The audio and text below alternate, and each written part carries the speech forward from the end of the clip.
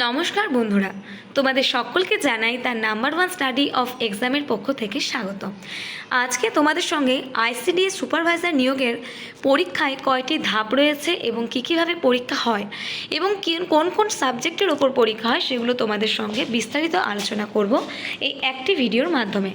দেখো, এখানে বলা হয়েছে যে আইসিডিএস পরীক্ষার 3টি ধাপ রয়েছে। প্রথমে হচ্ছে প্রিলিমিনারি পরীক্ষা, অর্থাৎ 100 নম্বরে হয়ে থাকে। মেন বা লিখিত পরীক্ষা 400 নম্বরের এবং পার্সোনালিটি টেস্ট বা ইন্টারভিউ 50 নম্বর। পরীক্ষাটি সাধারণত West Bengal public service commission অর্থাৎ WBPSC দ্বারা পরিচালিত হয়। এখানে দেখো, প্রিলিমিনারি পরীক্ষায় বলা হয়েছে যে এটি একটি অবজেক্টিভ বা MCQ ভিত্তিক পরীক্ষা যা 100 নম্বরের হয়ে থাকে এবং সময় থাকে 1 ঘন্টা। প্রিলিমিনারি পরীক্ষা তোমরা 100 নম্বরের মধ্যে দেবে এবং এই 100 নম্বরের পরীক্ষাটিতে মোট সময় থাকবে 1 ঘন্টা। আমরা জেনে নেব এই 100 নম্বরের পরীক্ষায় কী কী সাবজেক্ট থাকে। দেখো, এখানে প্রথমেই বলা হয়েছে জেনারেল নলেজ। জেনারেল নলেজের মধ্যে থাকবে দৈনন্দিন বিজ্ঞান, ইতিহাস, ভূগোল, ভারতের সংবিধান, অর্থনীতি এবং কারেন্ট অ্যাফেয়ার্স বা সাম্প্রতিক ঘটনাবলী।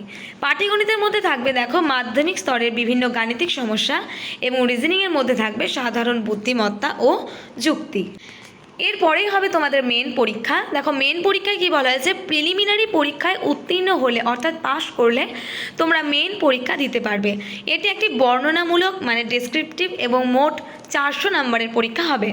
এখানে দেখো পেপার সংখ্যা বলা হয়েছে। প্রথম পেপার হচ্ছে ইংলিশ, অর্থাৎ ইংলিশের মধ্যে থাকবে প্রতিবেদন রচনা রিপোর্ট রাইটিং, সারাংশ বা সারসংক্ষেপ, প্রেসি রাইটিং, বঙ্গানুবাদ অর্থাৎ ট্রান্সলেশন এবং গ্রামার। পেপার 2তে থাকবে বাংলা এবং অন্যান্য আঞ্চলিক ভাষা অর্থাৎ প্রতিবেদন রচনা, সারাংশ, ইংরেজি থেকে বাংলায় অনুবাদ এবং গ্রামার। দেখো, ইংরেজিতেও যা যা ছিল বাংলাতেও ঠিক সেম। পেপার 3তে বলা হয়েছে দেখো জেনারেল স্টাডিজ, এর মধ্যে থাকবে জীবনবিজ্ঞান, পুষ্টি ও স্বাস্থ্য, নারীর ক্ষমতায়ন এবং কারেন্ট অ্যাফেয়ার্স। এবং পেপার 4 অর্থাৎ এখানে থাকবে পাটিগণিত, অর্থাৎ মাধ্যমিক মানের পাটিগণিত এখানে তোমরা পরীক্ষায় পাবে। সর্বশেষ তোমাদের যেটা টেস্ট সেটা হচ্ছে পার্সোনালিটি টেস্ট। মেন পরীক্ষায় সফল হলে, অর্থাৎ তোমরা যদি মেন পরীক্ষায় সফল হয়ে থাকো তাহলে 50 নম্বরের ইন্টারভিউ নেওয়া হয়। এখানে প্রার্থীর সাধারণ জ্ঞান, উপস্থিত বুদ্ধি, কমিউনিকেশন স্কিল এবং সামগ্রিক ব্যক্তিত্ব মূল্যায়ন করা হয়।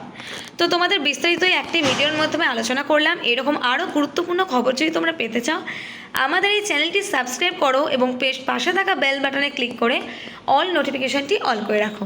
ধন্যবাদ।